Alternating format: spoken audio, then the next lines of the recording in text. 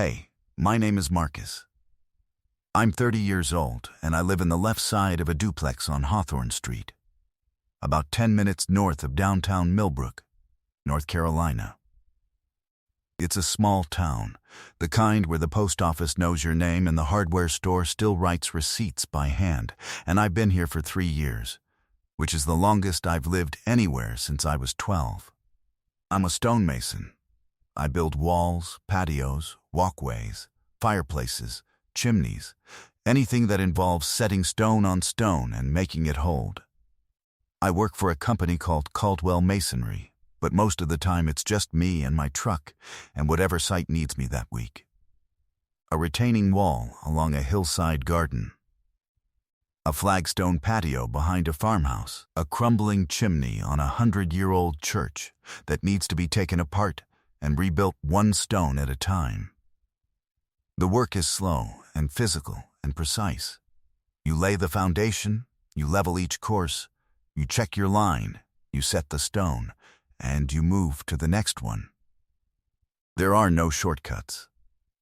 Stone doesn't forgive sloppiness. If you rush a course, the whole wall shifts, and you'll spend twice the time tearing it out that you would have spent doing it right. I like that about stone. I like that it demands patience. I like that when it's done in a way that nothing else is.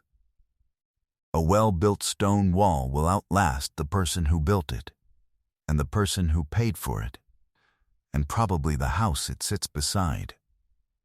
My days look the same. I wake up at 5:30, make coffee, eat something standing at the counter, load the truck, and drive to whatever job is waiting. I work until my back tells me to stop, or the light runs out. Whichever comes first. I come home, shower, eat something I can cook in one pan, and sit on the front steps of the duplex for a while, because the inside of the house gets small when you've been alone in it long enough. Then I go to bed and the day resets. The duplex has 2 front doors side by side, mine on the left, hers on the right. The walls between the 2 sides are thin enough that I can hear her life happening on the other side. Not the words, just the shapes of them.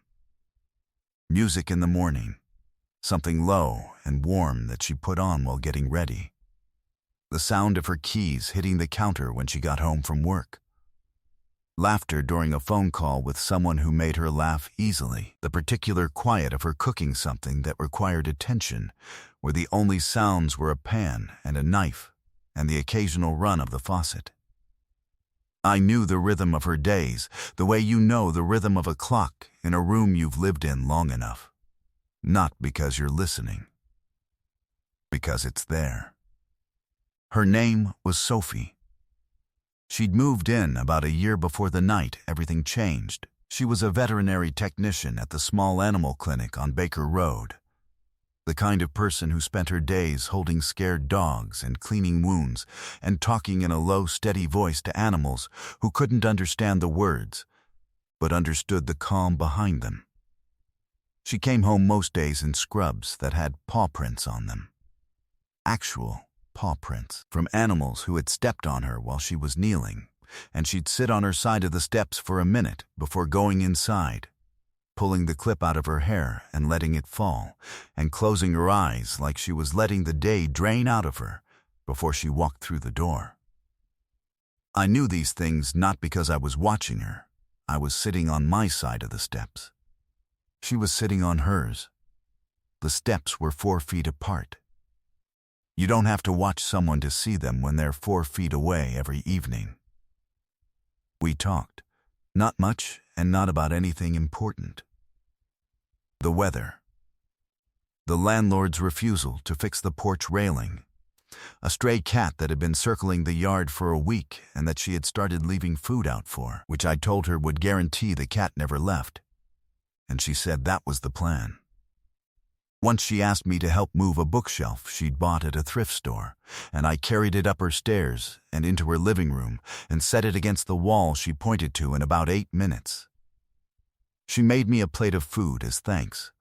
Roasted chicken, rice, green beans cooked with garlic, and left it on my doorstep with a note that said, "For the muscles," with a small drawing of a flexing arm that was so badly drawn, it took me a minute to figure out what it was. I ate the food at my counter, and it was the best meal I'd had in months, and I put the note in the drawer next to my keys, and I did not think about why I kept it. I didn't think about a lot of things when it came to Sophie. Not thinking was easier than thinking, and easier was the mode I'd operated in for most of my life. My mother left when I was 12. I need you to know that, because it's the reason I am the way I am, and if I don't tell you, you'll think I'm just careless, when the truth is more specific than that. She left on a Wednesday morning in March. No fight, no warning, no slow deterioration that I could point to afterward and say, "There, that's where it started." I woke up and her car was gone, and there was a note on the kitchen table that said she was sorry and that she needed to go somewhere she could breathe. She didn't say where. She didn't come back. My father raised me after that. He was a quiet man who worked at the lumber mill and expressed love through presence rather than words. He was there every morning. He was there every night. He packed my lunch. He drove me to school, and he never once talked about the woman who left. He died of a heart attack when I was 25, on the floor of the mill in the middle of a shift, and the people who were with him said he didn't make a sound. He just went. Quietly, the way he'd done everything. What my mother's leaving taught me, and what my father's dying confirmed, is that people go. They go suddenly, without warning, and the only way to survive it is to never be so rooted in one place or one person that their leaving takes the ground out from under you. So I moved. Town to town, job to job, apartment to apartment. I stayed until staying started to feel permanent, and then I left before permanent could turn into something that could be taken from me. 3 years in Millbrook was already the longest I'd stayed anywhere, and I could feel the itch, the familiar signal that said the walls were closing in, that I was getting comfortable, that comfortable was dangerous. I built stone walls for a living, walls that don't move, walls that last. And then I went home to a life that was designed to be portable, because I had decided a long time ago that building something permanent for someone else was safe. But building something permanent for myself was a risk I wasn't willing to take. Frank Phelps. He lived across the street. Retired postal carrier, 71, spent most of his evenings on his porch with a glass of sweet tea and an opinion about everything. He'd watched me for 3 years, and I think he understood me better than I understood myself, which is a thing that old men who have spent 40 years delivering mail to the same houses are capable of.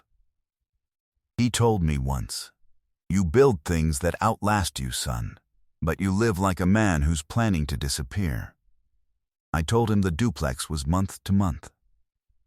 He said, "I'm not talking about the duplex." That was where things stood on a Thursday evening in late September. I was home from a job, a patio project in Zebulon, hand-laid fieldstone, 12 by 16. The kind of work that puts a deep ache in your lower back and a specific kind of satisfaction in your hands. I'd showered, eaten, and was sitting on my steps when Sophie came home from the clinic. She had a scrub top with small cartoon cats on it, and a bandage on her left thumb, and she sat down on her side of the steps and pulled her clip out and let her hair fall and closed her eyes. "Long day?" I said. "A Labrador ate part of a sock." "Part of a sock, Marcus, not a whole sock. Part of one. How do you eat part of a sock?" Lack of commitment. She opened one eye and looked at me, and the corner of her mouth turned up, and I felt something in my chest that I refused to name. She closed her eye and leaned her head back against the railing. "My internet's been cutting out all day," she said.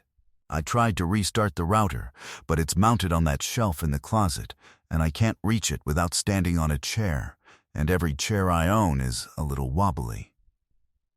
I can look at it, I said. Would you? I've got a telehealth training at 8, and if the connection drops again, Dr. Reeves is going to think I'm avoiding her lecture on feline dental care. Which, I am, but she doesn't need to know that. I followed her inside. I'd been in her apartment a few times, the bookshelf move, once to tighten a leaking kitchen faucet, once when she'd locked herself out and I'd gotten in through the window she always left cracked. Her place was the mirror image of mine in layout, but nothing like mine in feeling. Where my side was sparse and temporary. Bare walls, minimal furniture. Nothing that said I planned to be here next year. Hers was layered and warm. Plants on every surface. Books stacked on the floor beside the couch. A framed photo of a woman I assumed was her mother on the mantel. A hook by the door with 3 different leashes on it, none of which she owned a dog for, because she kept them for the clinic animals she sometimes fostered over weekends. The router was in the hall closet, on a high shelf behind a box of old textbooks. I reached up and pulled it down and turned it over to find the reset button. On the bottom of the router, there was a small white label, the kind you peel off a sheet and write on with a pen, the kind people use to record their network name and password so they don't forget. Her handwriting, neat, small, the handwriting of someone who writes notes to children all day and has learned to be legible. The network name said Sophie G. Home. The password said Marcus. I stood there holding the router and I read it twice, because the first time I thought I'd made a mistake, the way your eyes sometimes rearrange letters into a word you're expecting rather than the word that's actually there, but it was there. My name. In her handwriting. On a label she looked at every time she opened this closet, typed into every device she connected, lived with every day like a quiet fact she decided to keep in the smallest, most private place she could find. I heard her behind me in the hallway. I didn't turn around. I didn't have to. I could hear the exact moment she realized what I was holding and what I was reading. Because the silence changed. It went from the ordinary silence of someone waiting for a router to restart to the specific silence of someone whose most private thing has just been seen by the person it belongs to. You weren't supposed to see that, she said. Her voice was steady, but underneath the steadiness, there was something that sounded like a wire pulled tight enough to hum. I turned around. She was standing in the hallway with her arms crossed, and her face was flushed. And she was not looking at me. She was looking at a point approximately 2 inches to the left of my head, which is where people look when they can't bear to meet your eyes, but can't bring themselves to look away entirely. I stood there holding her router with my name on the back of it, and I did not know what to say. I have never known what to say in the moments that matter most. I know how to set stone. I know how to read a level. I know how to build something that will stand for 100 years. I did not know how to stand in a hallway and respond to the fact that the woman 4 feet away had been carrying something about me that she never intended to say out loud. I'll change it, she said quickly. It's stupid. It was a placeholder when I first moved in. And then I just never... Sophie, she stopped talking. Her arms tightened across her chest.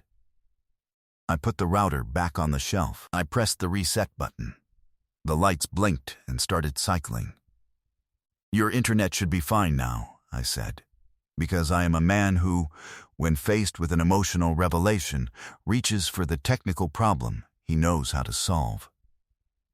I walked past her in the hallway, and I went back to my side of the duplex, and I sat on my couch, and I put my face in my hands, and I stayed there for a long time. The next 3 days were the worst kind of quiet.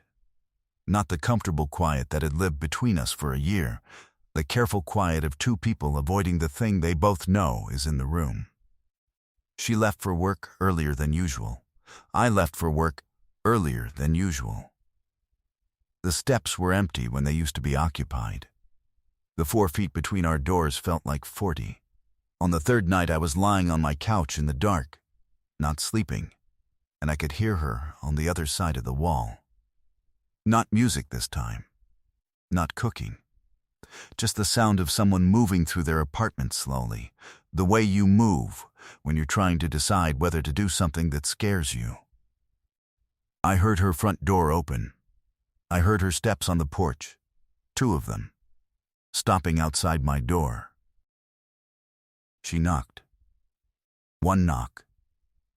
Soft, I opened the door and she was standing there in a sweatshirt and leggings, no shoes, and she looked like someone who had been arguing with herself for 3 days, and the argument was over, and she had lost. "I'm not going to pretend that didn't happen," she said. "I can't. I've been pretending for a year, and I'm not good at it, and I don't want to do it anymore." She took a breath. "I set that password the 2nd week after I moved in. I set it because you helped me with the bookshelf, and you didn't stay for dinner, and you didn't ask for my number, and you just went back to your side, and I thought, that's the kind of man you don't get to have. The quiet, decent, shows-up kind. So I put your name somewhere I'd see it every day, because it was the closest I was going to get to saying it out loud." I leaned against the doorframe. My heart was doing something that stone doesn't do. It was moving, shifting, rearranging itself without permission. "You could have just told me," I said, and even as I said it, I knew how useless the words were, because I had been sitting 4 feet from her every evening for a year, and I hadn't said a single thing that mattered either. She looked at me, not with embarrassment anymore, with something steadier. Can we stop being weird about this? Can we just be the 2 people who sit on the steps and talk, except maybe now we're honest about the fact that neither of us wants to go inside?" "Yeah," I said. "We can do that." She nodded. She went back to her side of the duplex. I closed my door. And something between us shifted. Not a wall falling, but a door opening. A crack of light coming through where there hadn't been one before. The weeks after that were different. The 4-foot gap on the steps didn't disappear, but it became a choice rather than a rule. Some evenings she sat on her side. Some evenings she sat on mine. One evening she sat on the step directly between the 2 sides, exactly on the line, and when I looked at her she said, "Neutral territory." And the way she said it made me understand that Sophie's humor was the kind that carried the weight of real things without letting them get heavy. She could name the awkward truth in a room and make it smaller, just by being precise about it. She started showing up at my jobs on Saturday mornings, not because I asked, because she was curious. The first time, I was building a dry stack retaining wall for a woman in Creedmoor, whose hillside garden was sliding into her driveway after every heavy rain.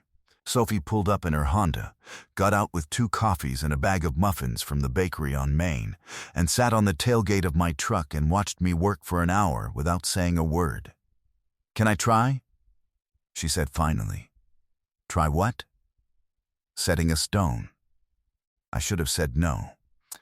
The wall was a paid job, and dry stack work is unforgiving. 1 wrong stone and the whole course shifts. But she was already off the tailgate and walking toward the wall with the same calm, purposeful energy she brought to everything, and I thought about the way she handled frightened animals at the clinic, with patience and confidence, and the assumption that things would be fine because she intended them to be.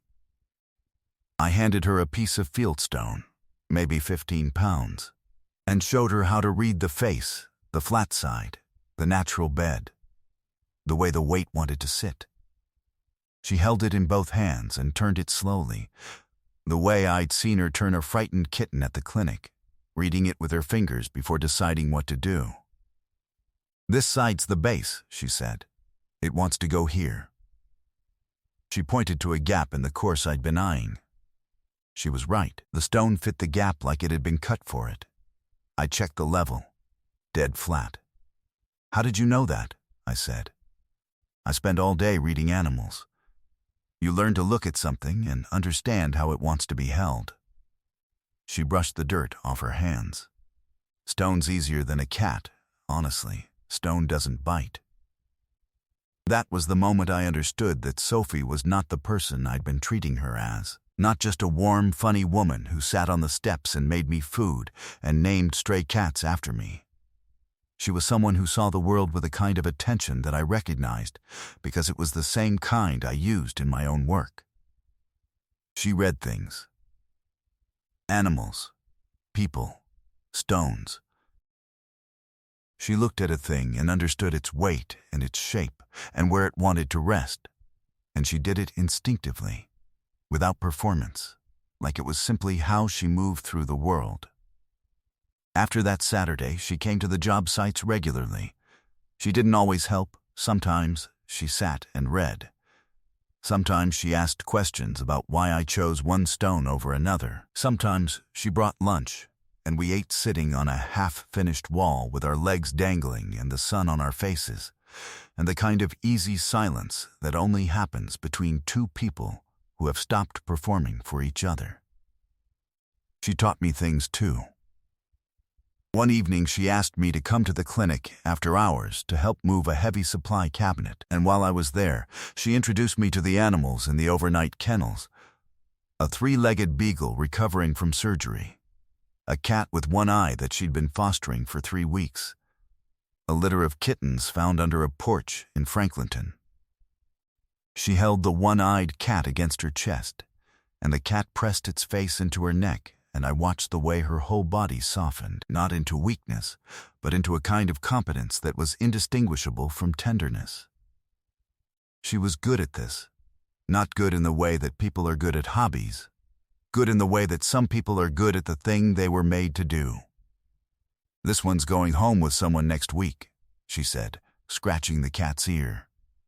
"Took me 3 weeks to get him to stop hissing. Now he sleeps on my chest." "You do this a lot?" "Fosters? Every few months. The ones nobody wants. The biters, the scared ones, the ones that have been hurt and don't trust anyone." She looked at me over the cat's head. "Turns out I'm good with things that don't trust anyone." She said it lightly, but I heard the weight underneath it, and I didn't push. The stray cat in our yard, the one she'd named Marcus, finally came inside on a Tuesday in late October. Sophie had been leaving food out for him for weeks, moving the bowl a few inches closer to her door each day, and that Tuesday evening I was on the steps when the cat walked up, looked at me with an expression of profound indifference, and walked through Sophie's open door like he'd been planning this all along, and had simply been waiting for the timing to feel right. "He's in," Sophie called from inside. "He's on the couch. He looks furious about it." "That tracks," I said. "I told you, he just needed time." I sat on the steps, and I heard her talking to the cat through the wall.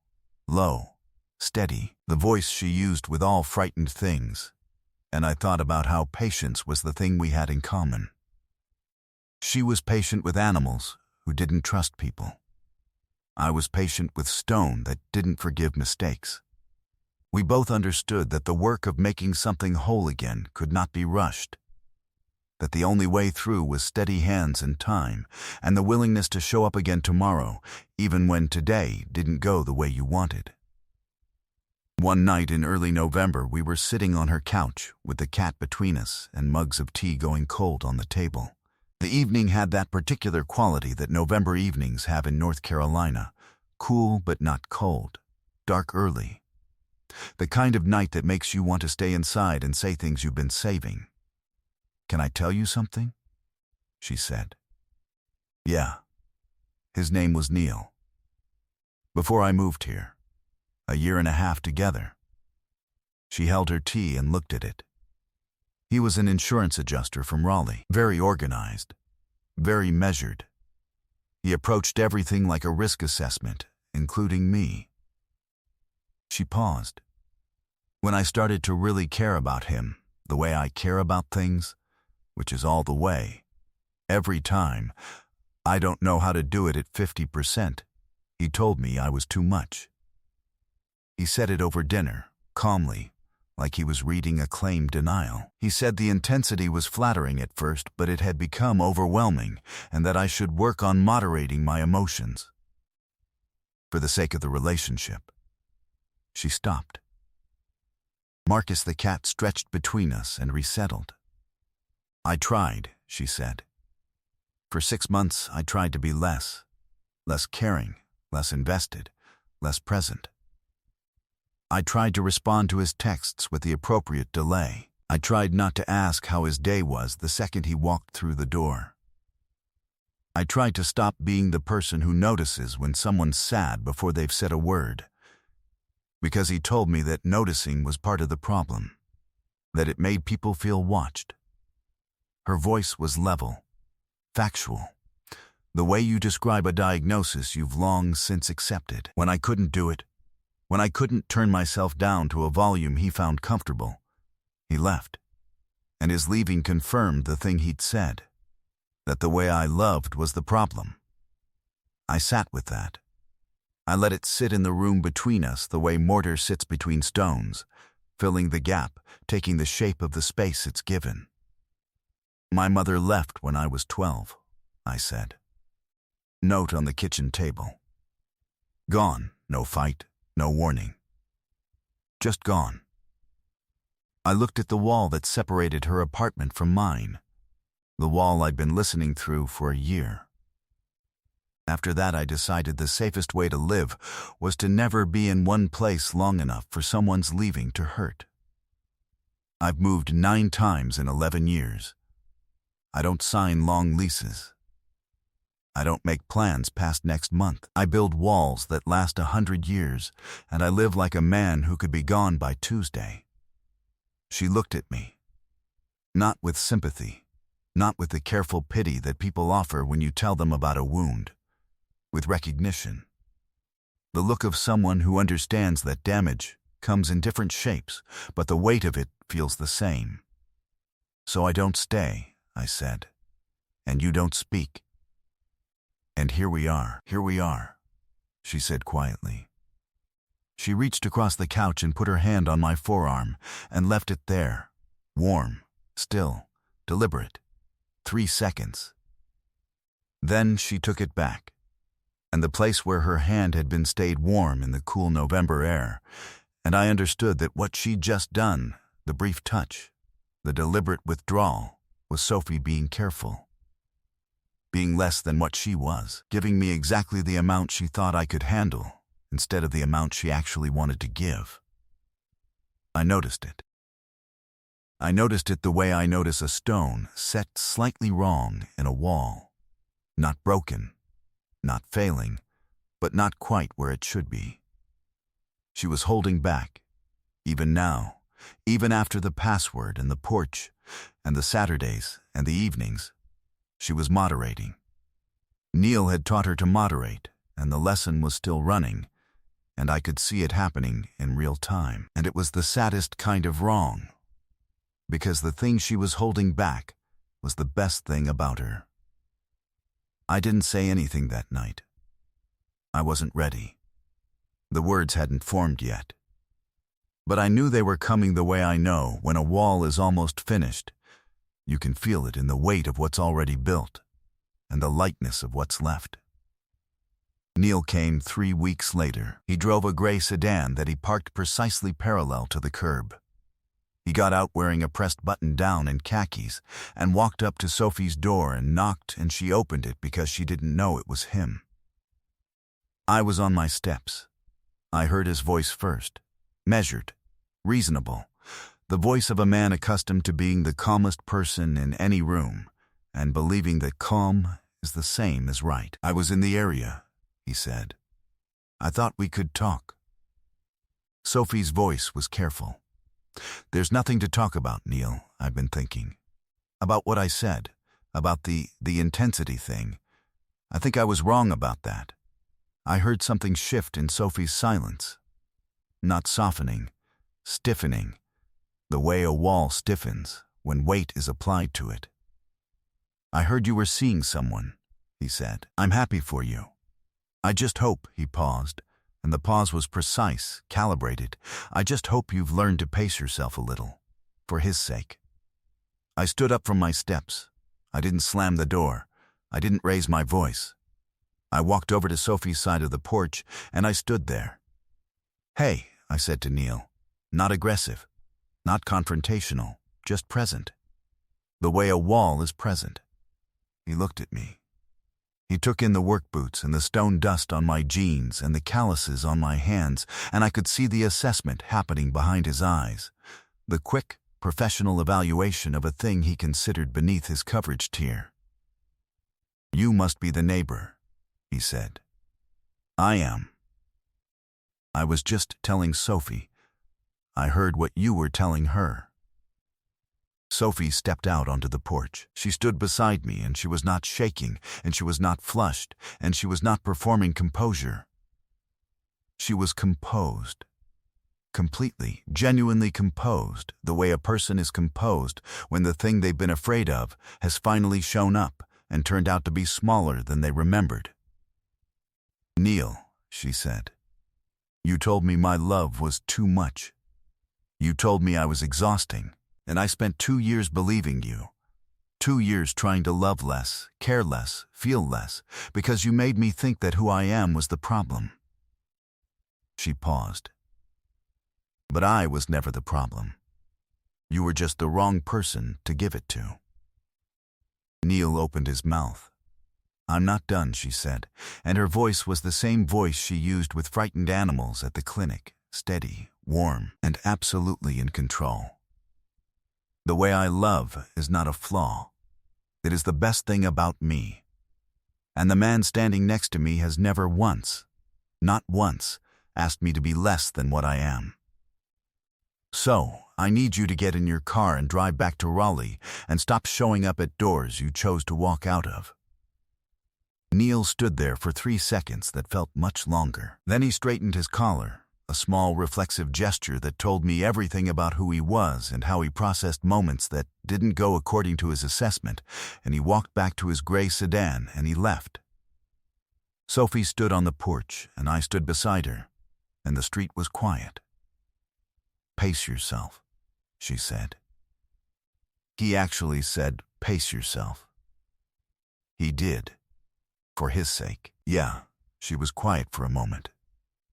The composure held, but underneath it I could see the tremor, not of fear but of release. The way a wall trembles slightly when the weight it's been carrying is finally removed. "Sophie," I said, "I need to tell you something." She looked at me. "I have spent my entire adult life leaving before I could be left. Every town, every lease, every person. I perfected it. And then I moved into this duplex, and you were on the other side of the wall, and I heard your music and your keys and your laughter, and for 3 years I told myself that hearing you was enough, that being near you was enough, that I could live on the sound of someone else's life without ever stepping into it." I stopped. I could feel my hands wanting to move, wanting to reach for a tool, a stone, anything solid. I kept them still. But it's not enough. It was never enough. And when he said that to you just now, when he told you to pace yourself, to be less, I understood something I should have understood the night I saw my name on your router. You are not too much, Sophie. You are the exact right amount. The only person in this story who has ever been too little is me. She stood there on the porch, and her eyes were bright, and her jaw was set, and she said, "You kept my note. The one with the terrible drawing. I kept it. Why? Because it was the first time in 3 years that someone saw me do something and said thank you, and drew me a picture like I was worth remembering, even if the picture looked like a deformed pretzel." Something broke open in her face, not sadness, not relief. Something more like the expression of a person who has finally been seen by the one person she wanted to be seen by, and the seeing did not come with conditions or caveats or a request to moderate. "It was a flexing arm," she said. It absolutely was not. She laughed, and the laugh cracked at the edges, and she stepped forward and kissed me. It was not careful, and it was not moderate, and it was not paced. It was the full thing, warm and certain and entirely herself, given without apology, the way she did everything when she stopped holding back. She tasted like mint lip balm and the chamomile tea she drank every evening, and I kissed her back the way I set a stone. With both hands, with my full weight, with the intention of it lasting. When she pulled back, she put her hand on my chest. "I'm not changing that password," she said. "Don't. You should probably know that your name is also what I named the stray cat. The one on the couch, he kept showing up and wouldn't commit to coming inside. It felt appropriate." I laughed, and she laughed, and the thin wall between our two apartments hummed with it. 9 months later, I was still in Millbrook. I mention that because 9 months was 3 months past my usual expiration date, and then 6 months past it, and the itch had not come. It had not come because there was nothing to run from, and everything to stay for. Sophie and I still lived in the duplex. We hadn't combined apartments. She said she liked having her own space to retreat to when she needed an hour alone, and I liked that she said that, because it meant she understood that closeness and independence were not opposites. But the wall between us had become more of a suggestion than a barrier. Her plants had migrated to my windowsills.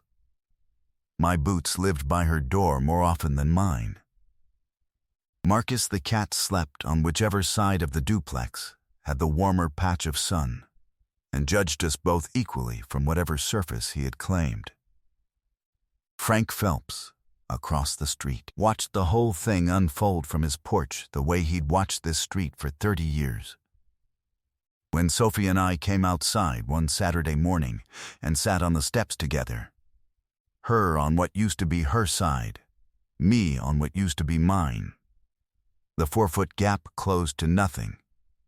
Frank raised his glass of tea from across the road and said, "That girl's been watching you for a year, son. Only person on this street who didn't know was you."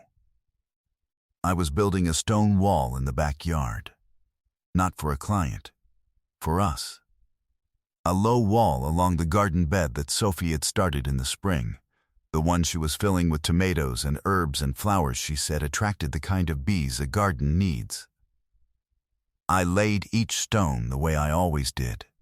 Slowly, carefully, checking the level, letting the mortar set between courses. Sophie came out one afternoon and sat in the grass and watched me work, and she said, "You build things that stay." "That's the job," I said. "No," she said. "That's you. You just didn't know it yet." The Wi-Fi password was still Marcus. She told me once that she'd thought about changing it when we got together, because keeping it felt silly now that the secret was out. But she'd left it, she said, because it was the first honest thing she'd done in 2 years, the one place where she'd let herself want something without apologizing for it, and she didn't want to erase that. On an evening in June, I came home from a job, and Sophie was on the steps with Marcus the cat in her lap and a bandage on her thumb, and her hair down around her shoulders. I sat beside her. The gap was gone. There was no gap. There hadn't been one in months. "Long day," she said. "A retaining wall in Wake Forest. 200 square feet of fieldstone. Your back?" "Wrecked." She leaned over and rested her head against my shoulder, and the cat adjusted his position without opening his eyes, and the evening was warm, and the street was quiet in the way that small towns are quiet when. Everything that needs to happen has happened, and the only thing left is to sit with the person next to you and let the day end. I had once believed that staying was the most dangerous thing a person could do, that roots were a trap, that the only safe wall was the one you kept between yourself and the possibility of loss. But Sophie had put my name in the smallest, most honest place she could find, and I had seen it, And from that one word on a label on the back of a router, I had learned something that stone had been trying to teach me my entire career. You don't build a wall to keep things out. You build a wall to hold something together. And if you set each stone with care, and if you trust the mortar to cure, and if you stay long enough to see the work through, what you end up with is not a barrier. It's a foundation. And a foundation is just another word for the place you've decided to remain.